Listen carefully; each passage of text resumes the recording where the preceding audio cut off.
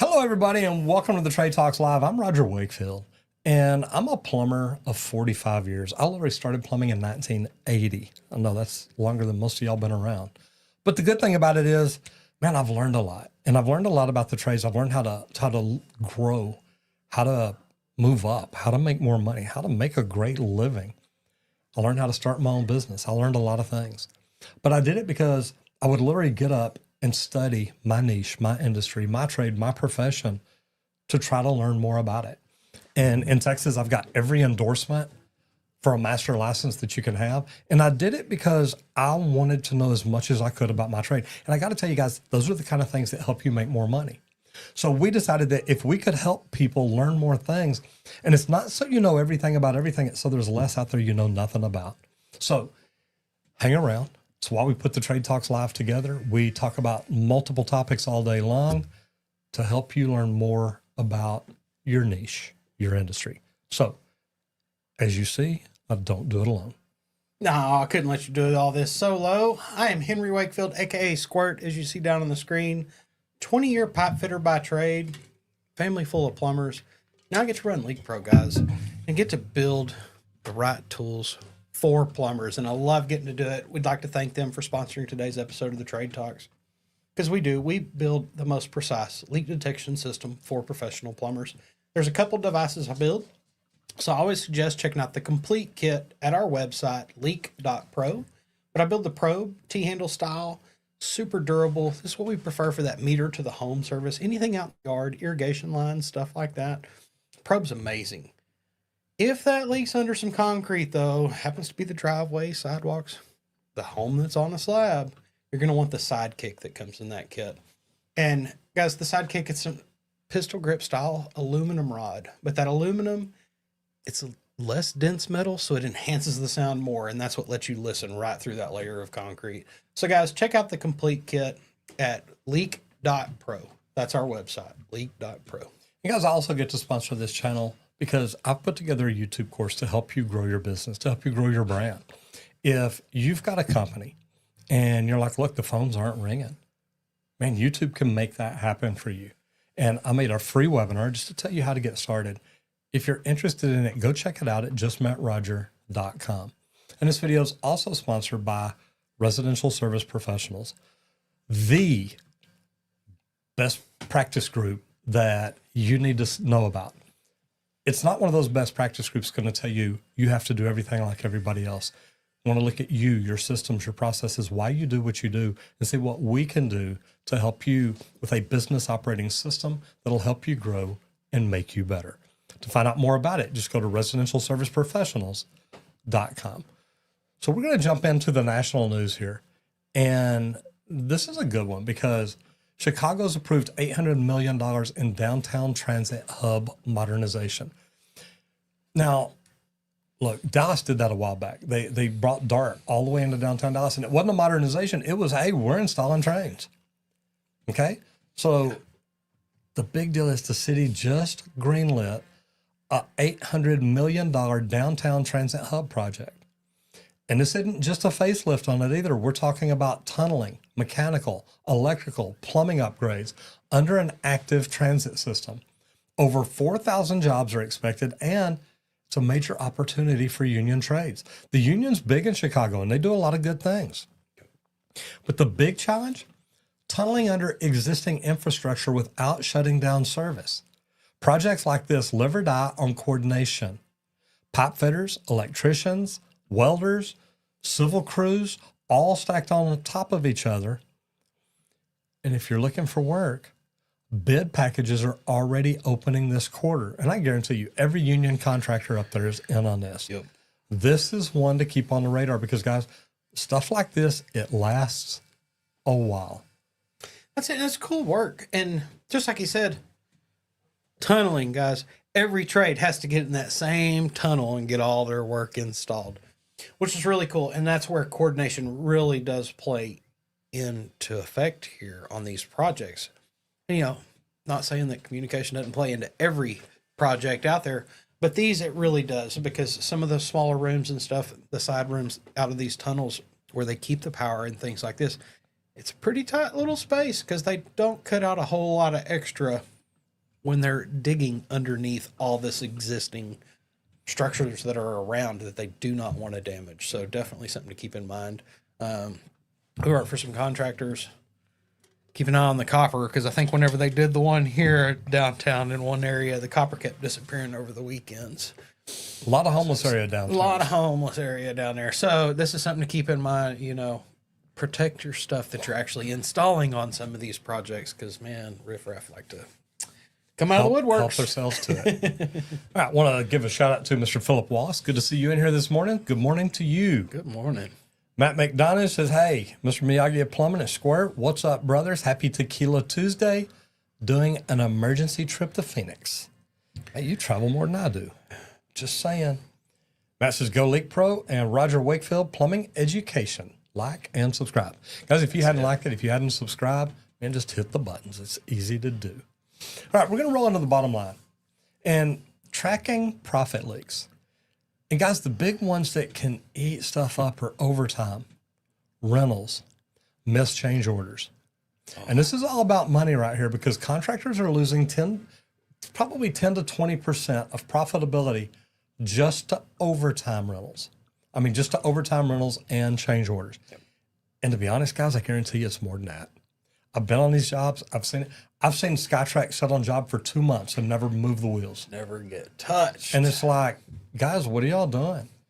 And then overtime, if you didn't put it in your estimate or your deal and you're where you're supposed to be, don't let the GC come and say, hey, we're trying to speed things up. We need y'all to start working Saturdays. Okay. Yep. Here's what it's going to cost you. And that rolls right into the change orders. When they change things up, you've got to document it. You've got to track it. You've got to take pictures. You've got to get it signed off. And that's the biggest thing right there. Brother, I need you to sign off on this. Okay? It's like a slow leak in your bottom line. I know people that have left $50,000 on the table because nobody logged extra HVAC ducting on a daily ticket. Imagine, man, when you're installing a whole nother line that's not even on your drawings or supposed to be there, but you're going to do it out of the goodness of your heart, that comes out of the company's profit. It's exactly what it comes out of. Think about that. $50,000 just gone. Okay? The fix isn't rocket science. Daily field reports. Track what you're doing. Rental logs. Does somebody look at your rental logs every single week and see where you're at, what's going on, what equipment do we have here, and do we still need it? We used to track ours by the hours. We had our guys every week. And the one thing that was the major thing that we looked at in the office was how many hours are on that lift compared to last week. Are we using it enough? Can we free up a lift? Can we send one off the side? That's money that we're keeping to be used for something else to take advantage and help us save more money on the project. Not to just sit there and be wasted on some equipment sitting on the site that just in case we need it, we got it. That's cute.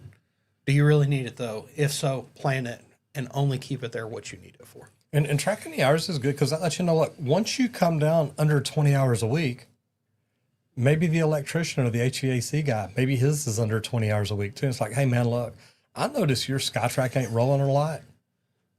Ours isn't either. Why don't we get rid of ours and I'll take you out to lunch every week? Yeah. I'm telling you, it's guys, there's ways to do things to make it work. But you've got to track that in your estimated versus your actual labor weekly instead of just waiting till the end of the month.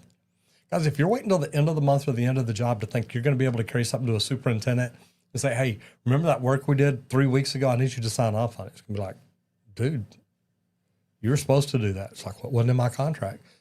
Well, apparently it was because you did it. I've seen it. That's it. And that's the reason I wanted to bring this up, because a lot of times I've been a superintendent on a job. That's your customer. I've worked direct for owners, hey, can you do this? This little thing. And it slips. That's lost money. You can't let those things slide. You've got to document it because it's some small thing. Luckily for me, it wasn't a big deal. It was something small, simple, less than a man hour and $20 in labor, if that. Very minimal compared to what I was working on the big grand scheme of things. But that's extra that could be taken because guess what? It was work he wanted done. I had complete rights to be able to do that because it was not really in my scope. Now, I got other work later because of that relationship. And I talked about that the other day when we talked about something similar. Sometimes you do want to scratch that back, but document that. Keep that extra list of, hey, these are the freebies that I gave out. Because that day that comes, well, you ain't done nothing for me. Oh, well, here's the list of everything I did. So that you have it. And the documentation is the key here. Because you've got to have that to track all these profits and figure out where your losses are going, because it is so easy to bleed it out without even knowing. Extra softwares you have that you're never using, nobody ever uses it. That one guy did, and then he left, and well, now we're just paying for it. Cut that subscription. Look for your extras. Figure out where you're bleeding. You know, the best superintendents, these are the things they focus on: overtime, because that's costing you more than your normal labor. More than anything. Rentals. If you've got rentals just sitting there that you're not using, you're just throwing money away. And then change orders. If you want to be a great superintendent, learn to track those three things tighter than anything else. And then if you want to recover 3 to 7% of your profit per job, this is where you start. And guys, when you're that superintendent that your jobs come in 5 to 7% more profitable than other people's, you're the one they want. You're the one like, hey man, we got this job here. We need Roger on it. It works. All right, safety. Trench safety crackdown. OSHA citations are spiking after some summer fatalities. So this summer was not good for trench safety. 22 deaths nationwide. And guys, this should never happen. Now, this is the highest number of trench safety deaths in over 10 years. OSHA's responded with a full-blown crackdown. They're even using drones to inspect trenches. What are the top issues? No trench boxes at all. Improper sloping. No escape ladders. A Florida plumber lost his life in a 12-foot trench collapse because basic protections weren't in place. And a Texas contractor fined $1.4 million. Here's the reality. Trench logs and competent person checklists, they're not optional. If you're cutting corners in this area, you're putting lives and your company on the line. And guys, look, Randy and I have both been trained in trench safety. It's serious. And if you're not looking at it, if you're not thinking about it, you are putting people's lives at risk. That's it. Like, it is one of the most dangerous things that we get involved in the trades. Down in the dirt, in the earth, because you got to put a lot of things in to help prevent a lot of things that she can do to us. And that's just the reality of it all. If you work in trenches and your company's not training you, go get trained yourself so that you know trench safety. Or better than that, tell the employer, no, I'm not getting in there. That's it. When they fire you, call your attorney. You're going to be doing great. That's it. Tell them you want to be trained on it. Start squealing. You know, the squeaky wheel gets the grease. Guess what? Start telling them, hey, I want to know how to be the most safest in this trench. I want trench safety. Are they going to train it? Are they going to back you or not? If not, it's probably not the right place to work. And guys, I'm telling you, if you call an attorney and say, look, I got fired because I was asked to work in a trench that could kill me and they wouldn't train me in trench safety, yeah, he's gonna like that. He is. Guys, look, it's your life. If you're not going to stand up and say, hey, here's the right thing to do, why are they? Yep. Trust me, they don't want that $1.4 million fine, but they think, you know what, we've got by with it every time we've ever done it. Nobody's going to catch us now. It's not worth dying over. 22 deaths is way too many. Yeah. And guys, it's not just the deep trenches either. Yeah, okay? Anything over 5 feet, you can die. That's it. Guess what? We dig trenches. Where are we working? At the very bottom of it. Okay. Well, this is the reason we dug to the depth, because that's where we got to put our work. If you get down on your knees to do that work and everything is over your head, you can get covered up. You can get covered up. Yep. It's enough dirt to collapse you. And you may say, well, that's not that much. I could get out. A cubic No, you can't. yard of dirt. Okay. And guys, if you're in a ditch 5 feet tall and you're bent down, you're in the bottom 2 or 3 feet down there working, and that top comes in, 1 cubic yard of dirt, what did we figure it was? 1.5 tons? Yeah, I was going to say more than a ton. Yeah. More than a ton. Guys, that's not weight you're just going to push off of you. Well, I'll just raise up real quick. No, you won't. You ain't raising up from that. Because you're down in an awkward position. Now you're covered up with dirt. Imagine being balled up in the bottom of a ditch and I put a ton of dirt on you and say, now stand up. Good luck with that. All right. New construction. Randy, data centers. Hey. We're going again. I mean, AI, we love it. It takes a lot of data, and there's a lot of data centers going, guys. $2 billion in new builds is what Virginia signed up for. Okay? They're exploding up there. All this was approved. Loudoun County already handles 70% of global internet traffic. And now Microsoft and Amazon are doubling down. 70%. That's a ton. A lot of data, guys. For trades, don't tell China. They could shut down the United States right there. Done.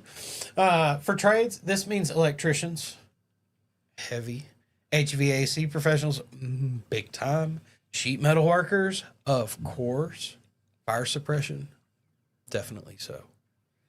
Electricians, you're going to have power, redundant power, generator power, 3 different types of power to be able to feed these because they do not want them going down ever. They love their data centers, which is why this makes it really good work for the trades. One data center eats up as much power as 30,000 homes. That's a lot of juice, guys. So the scope is massive. It really is. I've built some big ones. Plumbing plays a role too, though. There we go. Okay, I ain't gonna leave you out, man. Condensate drains, cooling tower supply.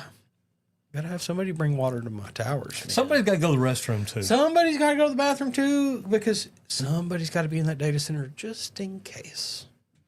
But here's the kicker, guys. Electricians, they're already reporting 15% higher wages on these jobs compared to standard commercial work. And it is, because this is going to become a specialty. Man, we talk about those things all the time.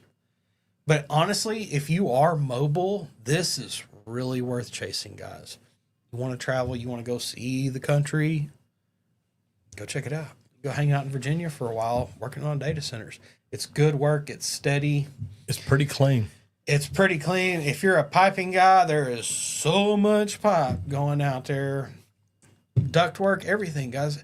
Everything's done to keep all the process cool and clean, nice and tidy, and it takes a lot of power. So it keeps all the MEP workers super heavy on these projects. And you concrete guys and stuff, don't feel left out because, man, they put these things behind like some Jurassic Park freaking walls and gates and stuff. So there's tons of work for everybody on these, and that's what I love about data centers. It's a versatile place with so many parts and pieces because of that extra redundancy, I think, is what you're putting in 2 or 3 systems in the same building to operate the same stuff, but it's, if some disaster happens, no, we want it to be able to operate anyway. We've got big tanks, so we've got water storage, all that stuff. Like, it's pretty freaking cool, all the thought that they go to prevent these things from ever shutting down. And, but working in the data centers, I've always enjoyed it. It's number one, I was adding on to data centers. So we'd go in, we do hot taps, we do all kinds of things. But I mean, you're working in here, it's like 68 degrees. 65 degrees. I mean, you're in there, it's like, man, it's chilly in here. You're not hot. You're not sweating. It's great in the middle of summertime. But somebody's got to put in all those systems and build them and make it do what it does. So, thing to remember. Matt McDonough says, that's why I separate time and materials for proper changes. Absolutely. And then Gen X Plumber says, good morning, fellas. Happy Tuesday. Good morning. Happy Tequila Tuesday to you, brother. All right. So, mindset growth. Why leaders should over communicate. And this is funny because, you've got to listen first. But communication is what makes the biggest difference in jobs, in relationships, in just anything and everything we do. Think about the things that were done well. How was the information communicated? Did you understand it clearly? And then think about any mistakes you've ever made. Was the communication communicated clearly? Or was it a project manager saying, hey, we got to get that done? You thought, okay, I'll bring in 10 people Saturday. We'll get it done. Well, no, I didn't tell you to do that. Well, There was no communication. You said we had to get it done. Nope, got it done. Be very clear. That's why whenever I laid out crews, it was literally, hey, I'm moving you to this area. This is how many hours you have. Your tools are already up there. Your materials are already up there. I wanted them installing pipe. I didn't want them moving around. If they needed to walk off, they needed to call me and say, hey, I need to go get something. What are you going to get? Combination. Why are you going to get it? Because it ain't up here. I loaded it. I brought it up there. So, guys, just understand communication is big, and this is for the leaders that really want to grow and do well. Over communicating is not nagging. It's how you build trust. Crews would rather hear something twice than never hear it at all. I know of a foreman who went over the same safety plan every single morning, but his crew had 0 incidents in over 2 years. Now, that's not luck. That's clarity. That's reminding people each and every day. If I were a superintendent out in the field today, every Monday and Friday, I'd have a special safety meeting. Guys, look, I don't care what you did this last weekend. Get it out of your mind. We got stuff to do. And then on Fridays, Friday morning, I don't care what you did or what you got planned this weekend. I don't care where you're going. I don't care how many supermodels you're hanging out with tonight. I don't want to hear about it. I want you focused on what you're doing. The day ends at 3:30. Yeah. Don't think about your weekend till then. Yeah. Think about it at 3:31. Yeah. Okay. And then when a job goes sideways, the crews that were told why behind the decisions always rally faster. If they know what's going on, they're on your team. And if you think you've said it enough, say it again. Transparency is what builds trust, and it kills the rumor mill. It can completely shut it down because people will be like, no. If that was happening, Roger would have said something this morning. And guys, some people, man, you've got to over communicate with everybody. I bring it up a lot. Communication is the major breakdown in pretty much everything I always see that breaks down. It's communication failure somewhere along the process. Over communicating is the best way to quickly climb the ranks, because if you are over communicating everything that's going on, everybody notices that. They're like, man, they're really on top of everything. They're taking care of all the stuff. They communicate it with everybody. People become very aware of that because, like I was saying earlier, the squeaky wheel gets the grease. If you're the person that's talking to everybody, keeping all those relationships going because of your over communications, everybody notices that. They want you to be on the next project they're on because you help keep the machine running smooth. And that's what really matters on projects. To everybody. Yeah. Juan France says, hello, how are you doing? Good to see you in here. Mr. Jacob Lopez is thinking of going into plumbing with no experience, close to 35 years old. Is it too late? Also, is union better than in the long run or not? Here's what I'll tell you is number one, and I've got a free course over on my channel. Jacob, if you'll go over to Roger Wakefield Plumbing Education, there's a free course up there.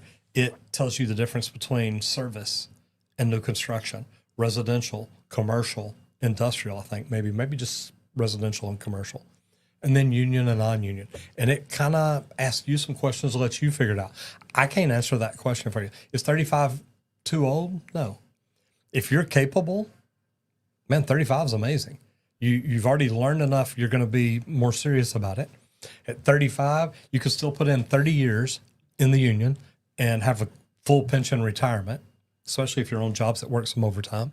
So no, 35 isn't bad at all. Nope. Helping Hands Handyman Services says, good morning, everyone. How are you doing, brother? Good to see you in here as always. Good morning. And, speaking of Roger Wakefield Plumbing Education, this video is sponsored by Roger Wakefield Plumbing Education, Residential Service Professionals, and LeakPro. And I started Roger Wakefield Plumbing Education as a YouTube channel 7.5 years ago to try to grow my company. And I did that because I got tired of getting ripped off by marketing companies. And I know that I say that almost every freaking day, but guys, that's the biggest reason I did it. Imagine driving down the road, throwing $47,000 cash out the window and knowing that your phone's not going to be ringing when you get to the office. That's about where I was. So what I did is I went to a social media marketing conference, walked in, and man, tried to figure out what all sessions to go to. Well, at the age of 54, everything I had circled was about Facebook. It was. That's what I wanted to learn. That's what I thought social media was. Then I'm walking down the corridor and I see a placard, a sign out there that says something about getting in front of people with video. And I thought, man, we could do that. We've already made videos. I never once thought it would be me standing in front of the camera just doing videos all the time. But I thought, you know what? This is pretty cool, because the guy said YouTube is the second largest search engine in the world, and it's owned by the largest search engine in the world, Google. Guys, if you're not on YouTube, you're shooting yourself in the foot every freaking day. If you want to learn how to do YouTube, learn from me. I've spent a fortune learning it. But what I've done is I've learned to take it into the trades and make it good. So if you want to learn more about it, go to justmetroger.com and check it out. And if you've already got a business and you don't have a business operating system that's making your life easier, if you don't have things being automated, if you don't follow up and follow through with your customers, and it's all set up automatically, then you're doing things wrong. So what I would tell you is you need somebody to show you how to build the kind of company you want to build. Now, there's these best practice groups out there that cookie cut you. They tell you, you have to do it just like the company next door to you, just like the company across the street, just like the one down the street. And then you're not building the company you wanted to build anymore. You're building their company, and you're working a lot of hours in just so you can send them a lot of money. Guys, we want to teach you how to build the company that you want to build. We want to give you a business operating system that works for you and puts you in the right position to keep your technicians happy, to keep your CSRs happy, to keep everybody happy, because now they know how to do things the right way. And we teach you KPIs, how to know what to track each and every day so you know if you're doing good. Guys, if you want to learn more about a business operating system that will help you buy back your time, help you buy back the life that you thought you were going to build when you started your company, go check out residentialserviceprofessionals.com. That's it. And everybody, today's show is also brought to you by LeakPro. And, we get to build the most precise leak detection system for professional plumbers, guys. And we do that because leaks don't wait. Neither should your customers, guys. I hear it all the time. Oh, man, leak detection companies are 8 weeks out in the area. Multiple times over the past month. Like, I hear it a lot nowadays. It's like, holy cow. No, not in this world. Okay? In 2 days, you can come spend it with me. I typically do it Mondays and Tuesdays, do a training out here. I will teach you everything you need to know. For a little extra, we'll do it on Thursday and Friday. For a little extra, I can shift it around for you. Just throw that out there, guys. Let you know. That's right. You might have to pay a little more, but we can work Thursdays and Fridays. I can shift that. But I typically do try to do it Mondays and Tuesdays. That way you can use Sunday for a travel day. It doesn't affect the work week too bad for the companies. Because I know that's hard. But guys, 2 days. That's what you're giving them up. I've trained a plumbing sales guy, knew nothing about plumbing. He came to spend 2 days with me. Started with 130,000 square inches. He was able to go, oh, it's right here in the hole every time on day 2. Guys, that's what we teach here. We give you that confidence to be able to go out there, teach you how to locate the lines, pinpoint locate the leaks under the slab, outside of the slab, where it's just underground, so that you know what that sounds like too. But I also taught him how to test sewer systems to where you can actually determine where a sewer system's leaking, all from the clean out outside of the home, to determine exactly where a sewer's leaking. Pretty freaking cool. Guys, if the training interests you, give me a call at 1-8888-LEAKPRO. I'd love to talk about the equipment or the training and how we can add this to your list of services, guys, because the reason I do what I do is to put the right tools in plumbers' hands and teach them how to do leak detection, because all growing up, like I said, I got a family full of plumbers. I was always hearing, man, another job I never heard about from that leak detection company, because I sent it to them. That's why I build the tools I do. That's why I teach you the skills that I do, so that you can bring this in-house and quit losing that revenue and quit losing those jobs. Should have been your customer on that front end. This is how you keep them. So here's our site. You can check it out, leak.pro. Goes over the equipment, the training, everything that's included, not included. Guys, come spend a couple days with us. You'll love it. You'll gain a great new skill to be able to go in and pinpoint locate leaks. So once again, site is leak.pro, or give me a call, 1-8888-LEAKPRO. And guys, it works. At the end of the day, that's what it's all about. It really works. So that's all you need to know. I said, I love getting those calls. Man, I'm having an issue. It's like, yeah. Did you check the battery? Oh, hold on. Let me check that. Oh, it's working again. Man, I have been dead on everything that I've located with this thing. I love this device. And Isn't it's it like, great? that is what I want to hear. That is why I keep building them, man, because that's the reason I do what I do every day. And I love those calls. And guys, that's what the training's about. It's about the confidence. You literally walk off this slab like, man. Yeah. And I mean, we know where all the leaks are. Okay. Don't get me wrong. We forget. We have to pull it up. I was going to say. But we go out there and literally, the guys put their tokens down, then we'll look it up and measure it out. And it's like, you're on it. Here's how far off you were. And you'll see them occasionally in our comments down here. Some of my students that'll jump in here talking about it. And they're like, oh my gosh, he's right. It works. Go LeakPro and Roger Wakefield Plumbing Education. Thank you, Matt. Bring Matt in and train him someday. I know. Matt, buy a kit. Come hang out ready for a little while. I'm just saying. All right, jumping over into all trades. Why temporary power fights get really ugly. And guys, man, That's my box. I've been there. It's like, and the electrician will argue with you. He'll say, no, it's mine. They're hard to argue with when it comes to the power. Okay? But temporary power job sites, nothing can start a fight quicker because they will literally come up and unplug you to plug their stuff in. They'll cut ends. I've seen a lot of stuff on it. Now, who owns it, who pays for it, and who manages it? Now, the electricians say that it's theirs, and it is. It's their scope. It is their scope to install it. The general contractors try to spread the cost, and suddenly you got subs tapping into the same line with nobody keeping an eye on it. Okay? On one warehouse build, the dispute hit $30,000 in 1 month. Beyond the money, it's a safety issue. Uncertified tie-ins are an arc flash waiting to happen. Now, I've never tied into another line, but I will claim half the outlets on a spider box if I need to.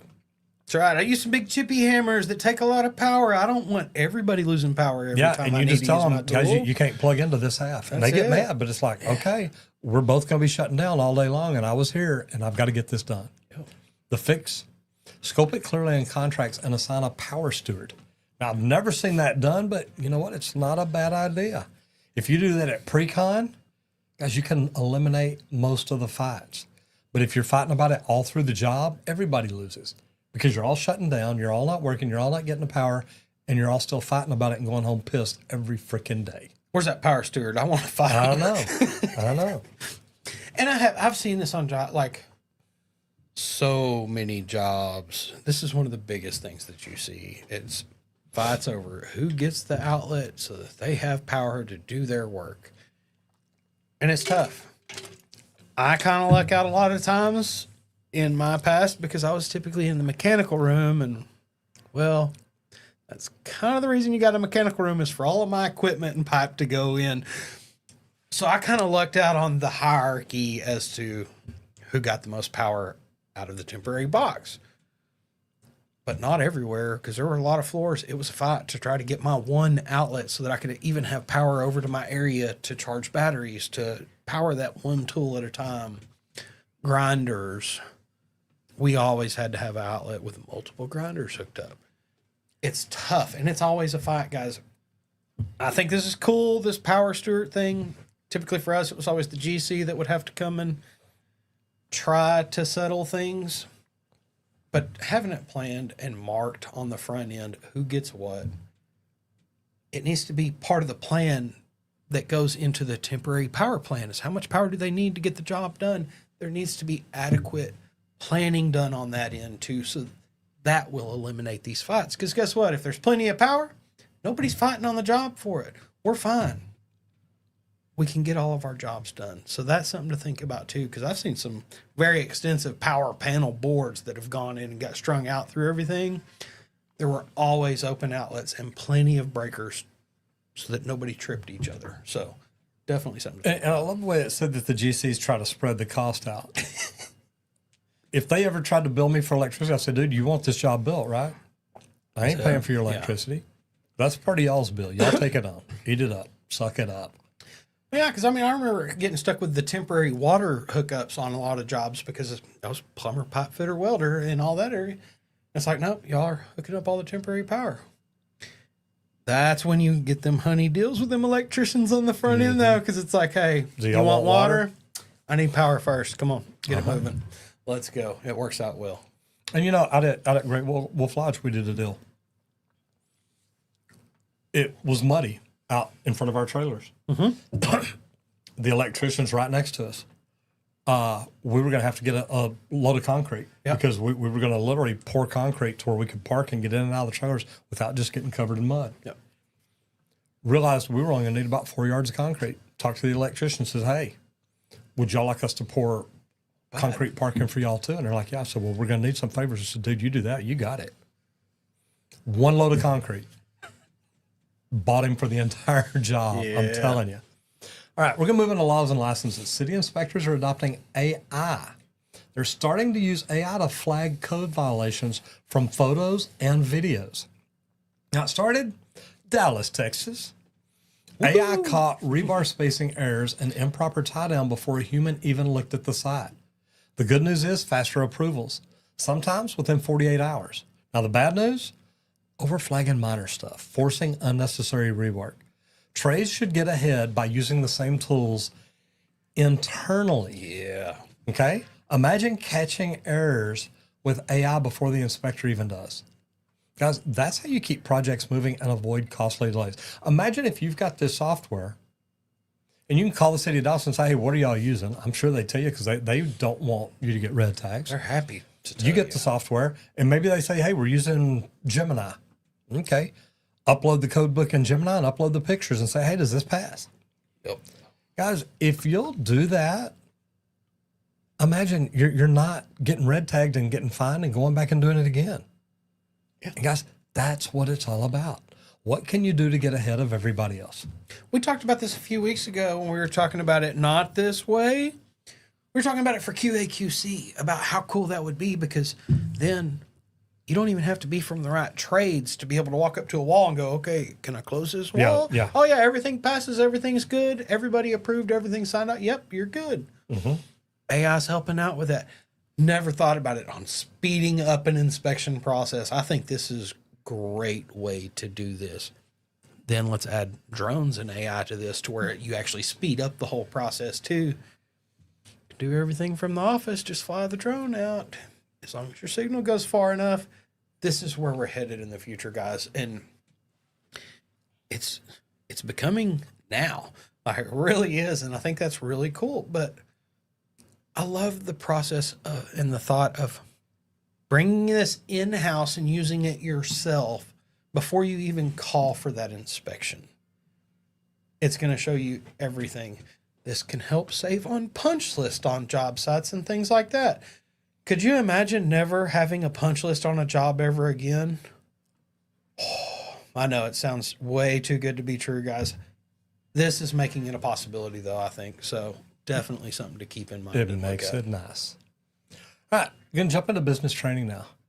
And this is great because this is all about building contracts or building relationships, really. Multiple contracts, repeat jobs with your customers.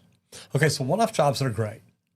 But repeat clients, man, that's where you really make the money because you're not out having to work near as hard to get that client back in. And this cuts your acquisition costs by about 40%. The trick is turning projects into service agreements. That adds even more money to it. Now, I know of a plumbing contractor who nailed a 3-year MEP contract after fixing one hospital leak, all because he followed up. Guys, if you will follow up and follow through with every one of your customers, you're going to get repeat business. But he followed up, he asked for feedback, and he stayed top of mind. Use after action meetings. Use a CRM reminder. Use loyalty perks like priority scheduling. Repeat clients are more profitable, more loyal, and they keep your pipeline full. If you've got a residential service company and you're not doing things like this, it's crazy because most people do not remember what plumber came out to their house a year ago. They have no idea. But if you're sending them birthday cards, anniversary cards, flush reminder cards, if you're sending them things like that, you stay top of mind. Now, guess what? If their drain stops up, if something else happens, they know who to call. If you do like we talked about the other day, you call Shalom down in Waco, you get some magnets to put on the refrigerator. They see you every day. Guys, then when they have a problem, you're the first thing they think about. Oh my God, I got to call Roger. And they see you every day when they're getting in that refrigerator when it's dinner time, Yeah. when that brain's really going. And they're thinking about it. Dinner time, breakfast, multiple times a day. Maybe they're just getting in to pour another drink. Maybe. Hey, But, hey, then they see you more. Then they're even thinking about you more. That's right. And it works. That's it.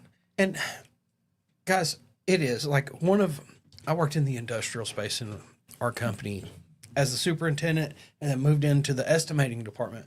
One of the major things we did there was our customer relationships. We had contracts. They pretty much just got sent to us. Look, y'all are doing the job. We don't want anybody else doing this job. We are so happy with the work that y'all perform. We know you're not going to blow the bid out crazy on us.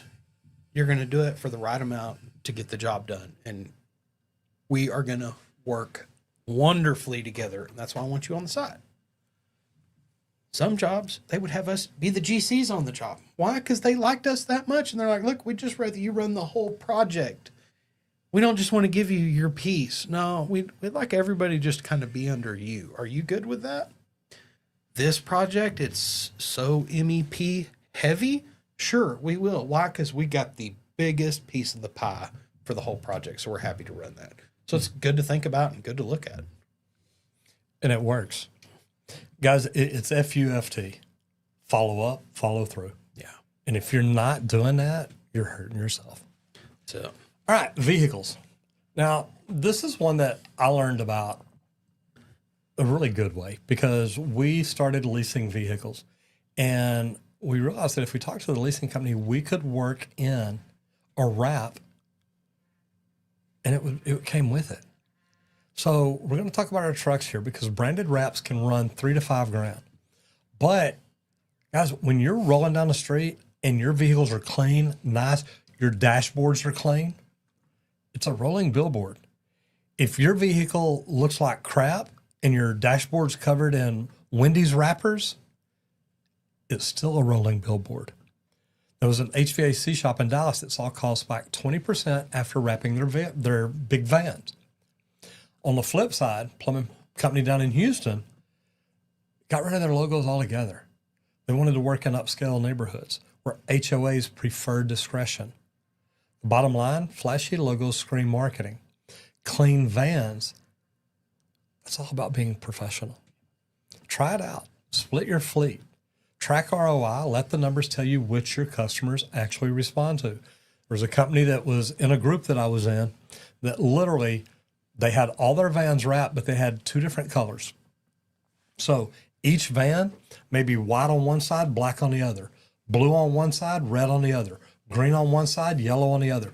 They had different colors on every side of every van. And every time a customer saw a different color, they could see a van drive in with black and drive out in white. And they're like, man, these guys are all over the neighborhood. Because it looks like a completely different van. Same logos, different background colors. And that's all it was. What are you doing for yours? What are you doing to make yourself look different? What are you doing to brand yourself? It starts with your vehicles because it is a freaking rolling billboard. It is out in front of people each and every day. And if you're not looking at it,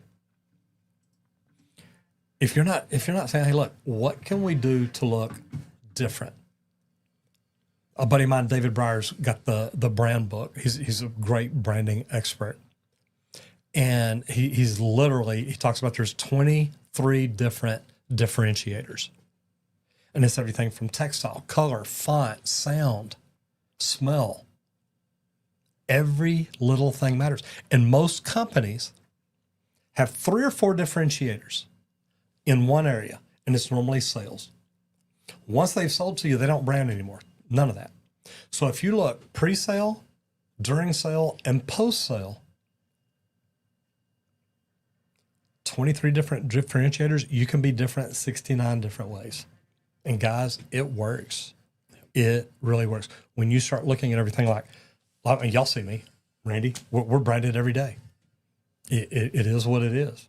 Now, our vehicles aren't, because we're not going out to people's houses. We're not doing stuff like that. And the way I drive, I don't want my vehicle branded. I know, I'm like, nope, I don't wash mine near enough for that. I get the one finger salute hello from so many people, and I'm like, you're behind me. I don't care. Guys, brand your vehicle, make it look amazing, and tell your employees to keep their vehicles and dashboards clean. Makes all the difference in the world. And I kind of like the incognito thought too. The other side of this for HOAs, I hear it a lot in LeakPro. In Texas, you can't do HOAs. You've got to have your You got to have your master number. You've got to have your master number, your company name, and all that. And everything's got to be so a certain size. Well, and here's where I was going to go with it was, I get a lot of plumbers that come to the LeakPro training. A lot of the plumbing companies in their area want them to come out in an unmarked vehicle to do the leak detection portion that they specialized in. And they're like, dude, I built out a whole van just to go do leak detection calls for all the plumbers in town. They're like, because it's a whole nother line of revenue. It's like, I'd almost be dumb not to do it. You could literally start a leak detection company and sub it out to yourself that the other plumbers are going to call. And I'm telling you guys, think about it. If you've got a leak detection plumbing, or if you've got a plumbing company right now, you're subbing out your leak detection. Why not just start a leak detection company, bring one of your plumbers in, train them to go do it. Now you've got other plumbers calling you. So if you're slow, you can do it. If you can't, you're like everybody else. Hey, we're 6 or 8 weeks out. That's right. Or hey, we can get there next week. Now your leak detection guy's going to grow. Yes. All right, social media spotlight. And today's spotlight is on Tim Welds, a welder who makes inspection-ready weld breakdowns entertaining. He's got a video on a 6G pipe test weld, pulled in 1.2 million views. Now, what we love about the content is it's real job site skill. It's not staged junk like we do in shops. I'm joking. We don't stage everything. Anyway, he compares MIG versus TIG runs, full test setups, and breaks down why inspectors pass or fail certain welds. If you're sharpening your craft, this is the kind of content that keeps you sharp. Yeah. Talk about it, Randy. Man, so this is Tim Welds. And I actually don't think I've covered this one before. I hadn't seen it. Helping anyone learn metalwork skills simply with minimal jargon. What most people need. Simplified learning. Okay, now he's been a welder since he was 12, working with his dad in an auto repair shop. He's gone to trade school for TIG, stick, and MIG. So he has some experience in his background, versatile experience too, and that's what I love. That's kind of how I was. I learned a little bit of all of them. Master's degree from Ohio State. Yep. Started the channel back in 2016. Has 446,000 subs and over 60 million views. So really doing some good stuff here. 9 years in, doing cool things. But Randy, what's that T up there? Huh? What is that T? That T, that is TIG. Rig for TIG Tuesday. That's why I like to do welding on Tuesdays, man. We'll go over to the videos, start there in the oldest, like we enjoy doing. Back at the beginning, guys. Weekend welding project. Making a hibachi grill. Love it, okay? In metalwork, one of my favorite things to do is side projects. Build different things. One of my favorite things is whenever an engineer on a project would come in with something they broke at home, like, hey, do y'all think y'all could fix this? Give us that. We have fun trying to fix things to see if we can. And that's something that's really cool is side projects. And I love, that's how he got started with some videos on that. Reviewing tools, welders, soldering irons, a little bit of everything there. Kicking off to the most popular here. 4 types of welding explained. MIG versus TIG versus stick versus flux core. I've seen them all. I haven't done flux core. I've done MIG, TIG, and stick. It's pretty cool to go through and compare and talk about all the different places that you would actually want to use these and things. But I think it's really cool to go through and just teach somebody, because a lot of people, they know they want to get into welding. They have no clue what type of process they want to do, what types of metals they want to weld, what they want to actually specialize in, because there's so many different parts and pieces to welding. There really is. Now, I like the one up there, a simple change. Okay. Stick welding, number one, beginner mistakes and how to fix it. So it's literally not just, hey, let's shoot a video. It's let's cover something that's important to beginners, because there's more beginners than there are pros, especially watching these. And when you can help them do that, guys, it's really cool. And there's always more beginners trying to learn than pros trying to get better. But that's what we teach here, is try to get better no matter where you are in the game. And then I like even building the tool down there, the tool that I should have built years ago. The tool I should have built years ago. Yeah. I love that little rod bender. And it's so handy. I always use a torch, heat it up, take a crescent wrench and bend it in the stand. But to have a tool to actually do it would be so much nicer. And it just takes a few minutes to build. And that's something that I've talked about before, is one of the coolest things about welders, guys, the tools that they actually make themselves. They make some of the most useful tools there are by hand, not anything else. Blind welding, I love it. He's got a bandana tied over his hood to do a weld. Always fun times blind welding. And actually, one of the first welders I met on a union project out of the Garland jail, I walked up and the superintendent went to introduce me. Guy's welding, he lifts his hood up, keeps welding. Oh, hey, how's it going? Nice to meet you. Yeah, I guess I'm going to get back to this weld, and went back to welding, and I'm like, holy cow. You going to mess that up? No, I can feel it. I've seen a guy weld the bottom of a pipe.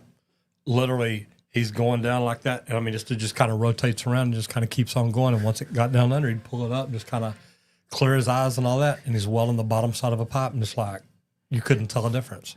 That's it.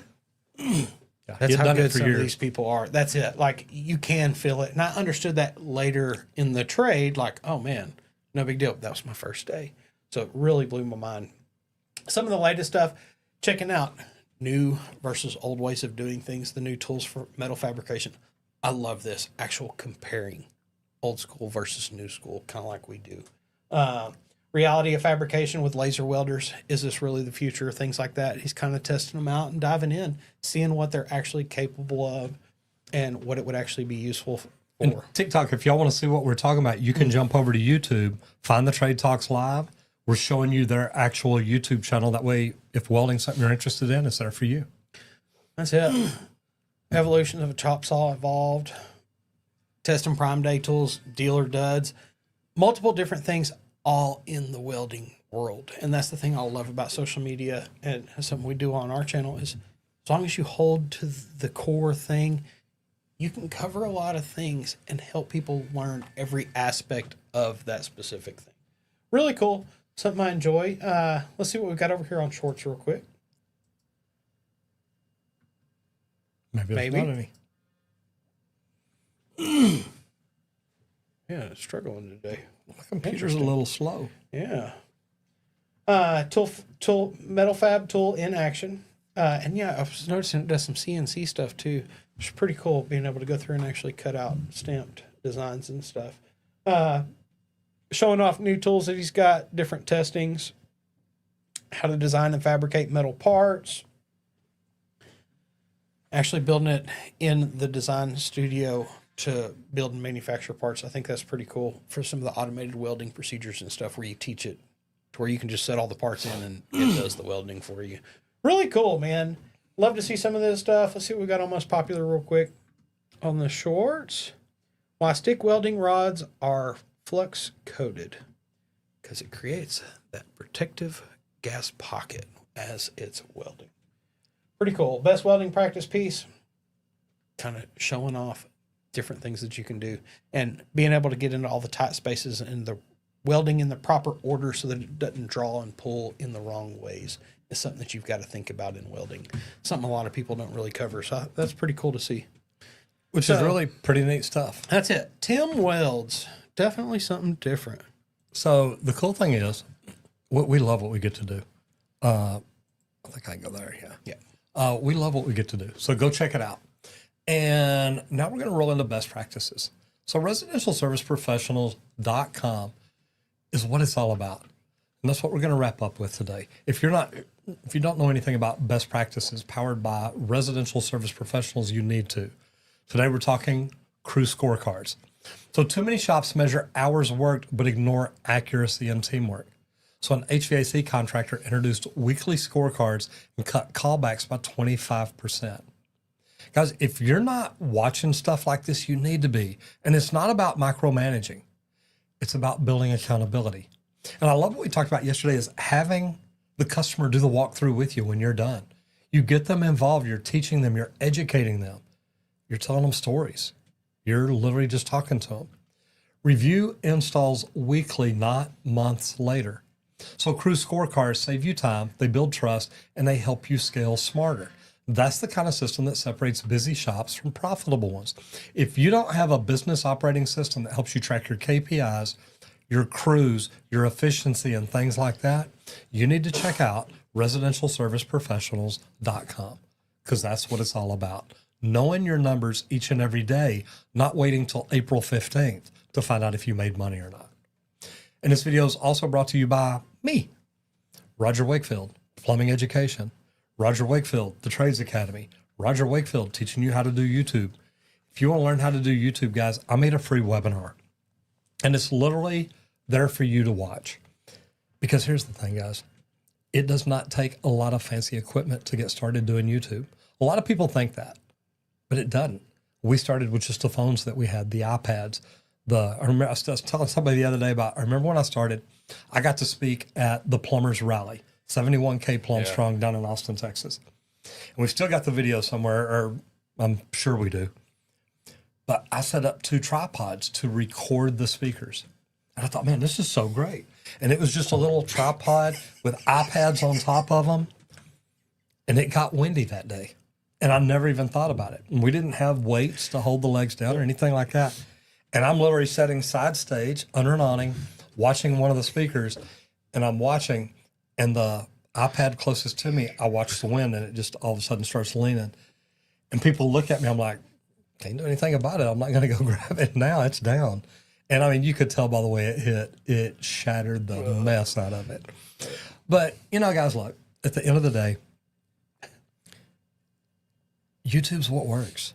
It's going to put you in front of more people every day than your website, and it's things that people are searching for. If you're not doing YouTube, you should be. So if you want to learn more about it, go to justmattroger.com, watch the webinar, and come back in and let me know what you think about it.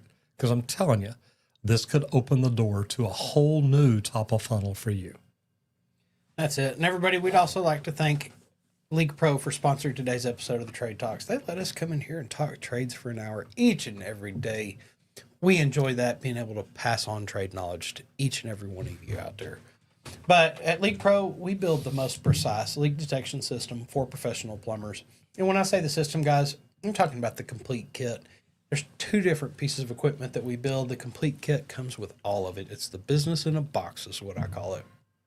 Comes with that probe, super durable for that meter to the home service, irrigation lines, anything underground.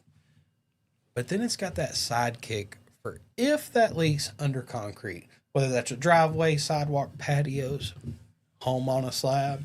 That sidekick has an aluminum rod, so you're able to listen right through that concrete because it eliminates the concrete layer so that you can pinpoint locate that leak. Guys, if you don't know how to use the tools, though, you've never done leak detection, give me a call. I offer a 2-day in-person training here. We built an in-person facility here just outside of Dallas, Texas, guys. I've got a big, thick, heavy-duty slab out there to teach you how to locate the lines, pinpoint locate the leaks under that slab, outside of the slab, even how to determine exactly where a sewer system's leaking, all from the clean out outside of the home.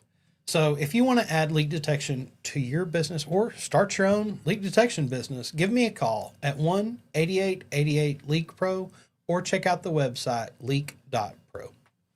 Wait, just leak.pro? Just leak.pro. Man, you made that Love easy. 2025. Future's You made that looking easy. nice. Yeah. All right, Matt McDonough says, I'm working on it, trying to get that training when I buy the kit. Yeah. Matt says, story time. It's a story time, boss. There you go. I need more power. I know, I always tell stories. Me, I'm giving it all she got, Captain. There you go. Tyler Sanford says, found All right. it. Welcome to the show from TikTok. Yeah. Got a machine shop at 24 in Texas. Good for you. Randy used to work in a machine shop, so he knows all about that. Did. Loved it. Good for you, Tyler. Man, glad you found it. Thanks for jumping over here. Guys, look, we get to do this every day because of y'all. We talk trades. We talk a lot of different things in the trade, so it helps everybody. So all we're asking you to do today is share this with 4,000 of your closest friends. Tell them they need to like, subscribe, and ring the bell. Yeah. That's what it's all about. Guys, happy Tequila Tuesday. Whatever you do out there today, do it safe and have fun.